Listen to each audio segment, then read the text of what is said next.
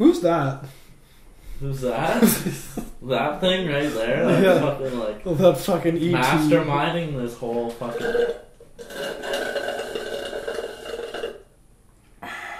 Well, I hope we hear more of that during the shoot.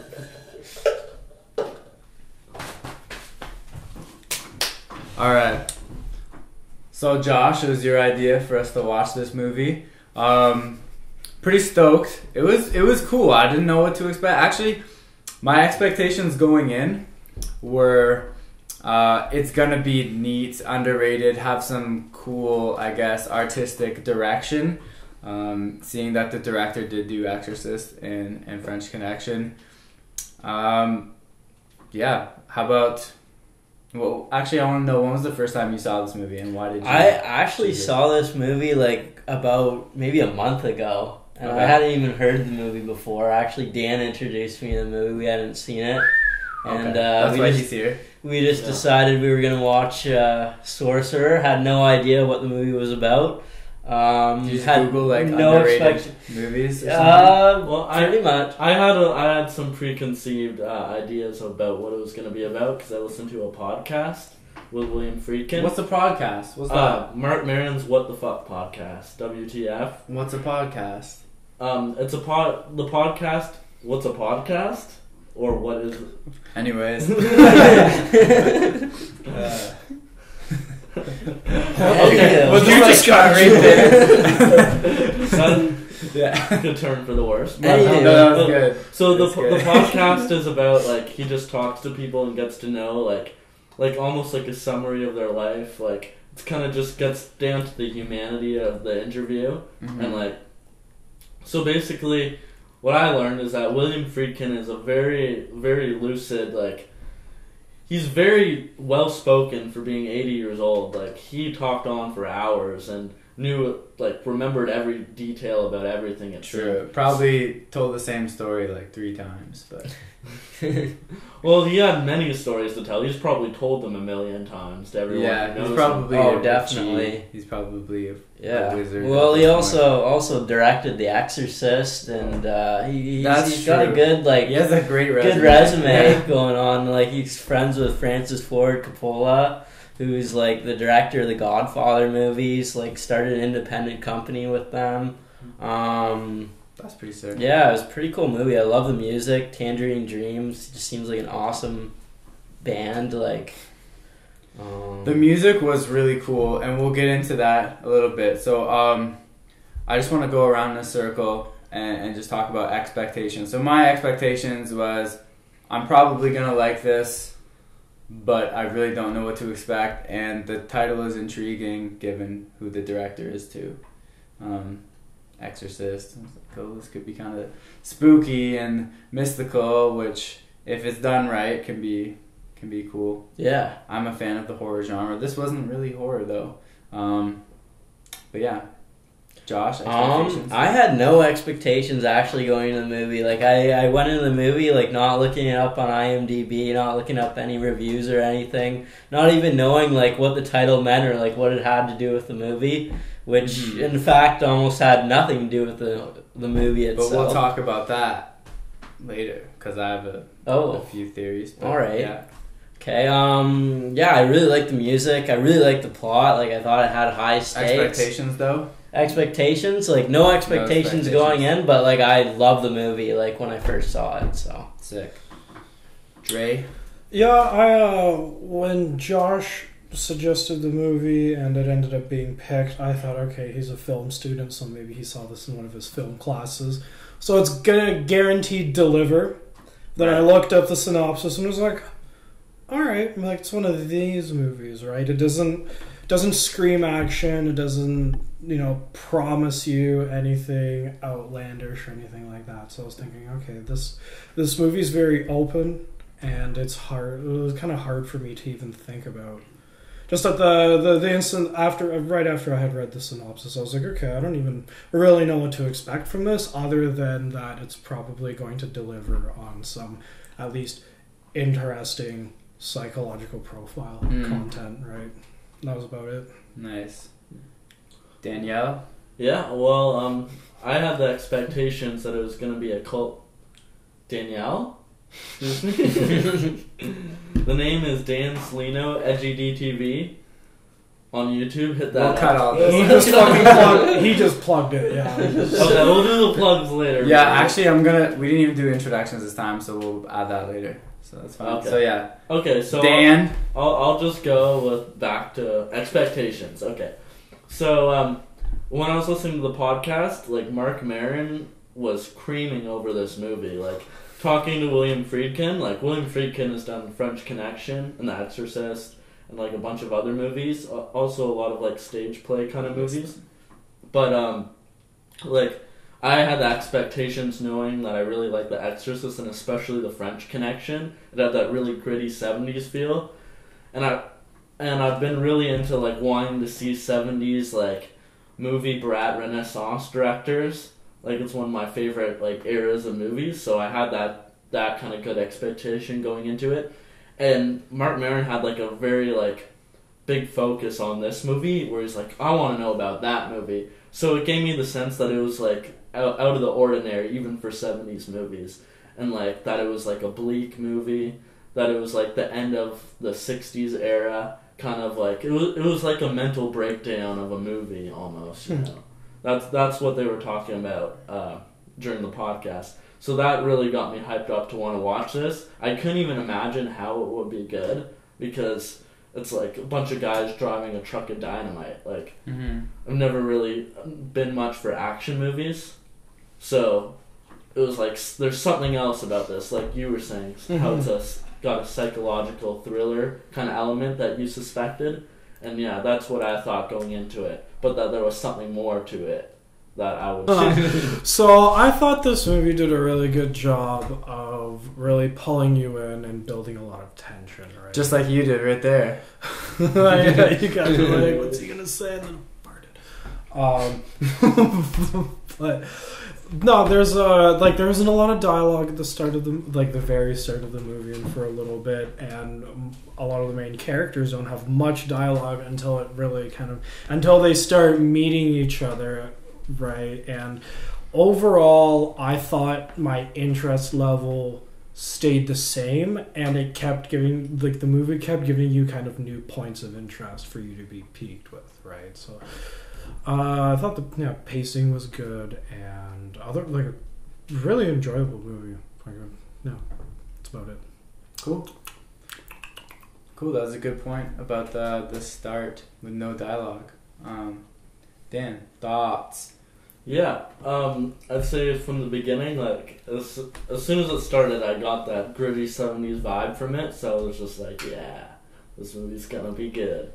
But then, like, kept going, I was trying to, like, figure out what was going on, because the beginning is kind of, like, there's, like, different foreign settings and all that, so I was trying to piece it together, and then about, like, a third into the movie, I was like, okay, I get what's going on. Like, and I was kind of more at ease.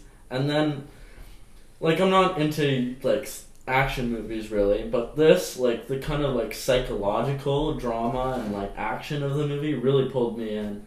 And I really enjoyed the movie all the way through. And, yeah, pretty much. Nice. So I'll just go with some of my thoughts on the film. Andre, you mentioned it at the start. There's no dialogue, and that definitely does pull you in. It's like it's quiet, but there is just enough going on the screen. Everything is kind of perfectly in place that you're just watching it unfold. And like the very first scene, someone just gets shot. You're like, okay, but there's still no dialogue. Boom, we're not even in Veracruz anymore. Within a minute and a half, we're in Jerusalem. No dialogue, just see some guys walking around. They leave a bag. You don't really think of anything of it, but they leave their bag at this building. They hop on a bus, whatever. We're just watching the bus. It's still quiet, but you're like, there's something about that. Some people, you think maybe nowadays would just tune out if there's no dialogue, like what the hell is going on? But like my eyes were glued to the screen, and then the big explosion, the first of several explosions that were real in this movie, and I was just like, whoa, okay, That's great. And right after that explosion, that's when Tangerine Dream comes in. Yeah. That music, I'm just like, oh, okay, this music has me pumped up. Like, it's some good, like, Tangerine Dream's German electronic band, but like a, 60s, 70s electronic band. So that has a different sort of sound to it. And no, it was great. It was intense, but also with it being electronic, it's still somehow analog because it's from the 70s. So it does have that analog feel to it, like kind of rough around the edges and like has its original aura. You might say it's kind of like pre-Terminator vibe, you know, like pre-Terminator soundtrack vibe. Yeah. You know? How they had like the synths going all mad during those movies. Yeah, it was like that, but more reserved and like. Like it kind of like reminds me of what like the Italian horror directors might use, you know. I could see that. So sure. Deep Red and all those kind of movies. Nice. Yeah.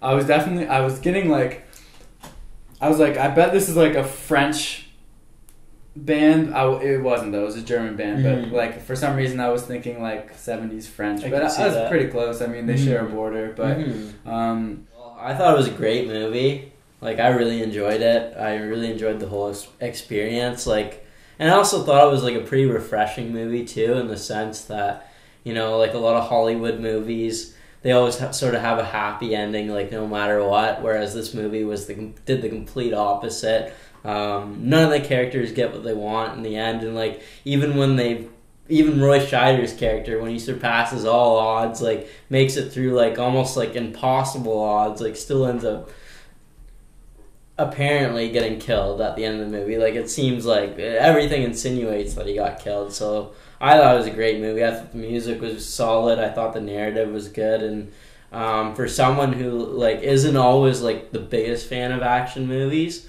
like I thought it was a great action movie, and like it kept a lot of suspense the whole movie and kept you thinking about it. So yeah. Andre? Yeah, I agree. It was I haven't seen as many movies that have as much suspension or tension in this movie, to say, pardon the pun, especially with the bridge scenes, right? But yeah, just the level, just the kind of keeps you on the edge of your seat with so little, right? And just having the movie, every little bit of it, everything from framing, cinematography to music to giving the characters, just having their kind of the faces of the characters spoke a lot about their characters, right? So in general, yeah, I like your comment about anti-Hollywood, and that the ending, when I first saw the ending of the movie, I thought it was just kind of like that just kind of unravels to nowhere. But then I thought about it afterwards and was like, okay, no, that's a fitting end. That movie couldn't have ended any other way. Final thoughts. Really enjoyed the movie. Gonna have to watch it again. Really, what stands out to me is the directing and the mise en scène, just the imagery, right? You have some really powerful images in there where it's like, to use the cliche, a picture, says 1,000 words or whatever. Is that the cliche? I think so. Tells 1,000 words. Picture tells 1,000 words. Tells 1,000 words. Picture. Yeah. Anyways, yeah. I don't know. That just the aesthetics of the movie. So not just the images, but also Tangerine Dream was wicked. I loved it. That soundtrack was just perfect for it.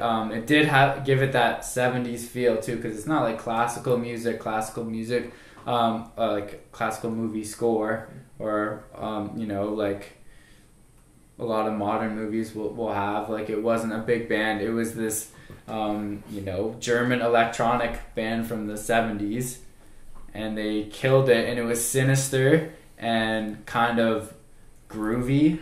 But yeah, in terms of the story and just the mood of the movie, I thought that was really strong, and that got across more than any of the extra like heavy-handed, oh, this is a political statement, this is a statement about corruption. They show that, Friedkin gets that across without being heavy-handed. He's like, it's almost just like, yeah, that's actually reality, or he at least makes you feel that way. That was the director's reality, and his reality, I guess, turning into my reality while watching it was seamless. So definitely gonna check it out again. Thought it was awesome. Yeah, it was dark. It really spoke to me in the way that, like, it's something that you can only see if you watch that movie, you know? You don't get that somewhere else. And it gives you kind of that dark 70s gritty, like, mentality within it. But the thing is, like, all that said, and all that everybody else has said, I agree with, like, the atmosphere, the tone, the characters that were badass, all that shit.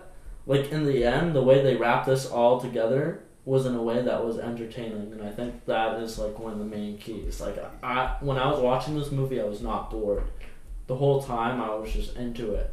And if you can get some, like, kind of, like, avant-garde feeling that you don't get with other movies, that's something that's very original, and then you can make it something that's entertaining and that is enjoyable, that is, like, an ultimate movie. And I would give it, like, a light 8 to a hard 7, you know? Fantano. I'm Fantano fanboying it kind of hard here. But, like, that's, like, considering, like, my favorite movies are, like, 9 or 9.5, like, on this rating scale, to just give you some reference point to how this movie fares up. And, like, maybe my favorite movies ever, like Godfather Part 2. Yeah. If we're going to give it a Fantano rating, I would probably give it a light to decent 8.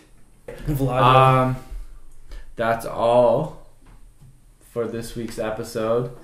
Thank y'all for watching. Yo. All right. Very good. Oh, let's finish. 1, 2, 3, Film Club! But I want to die.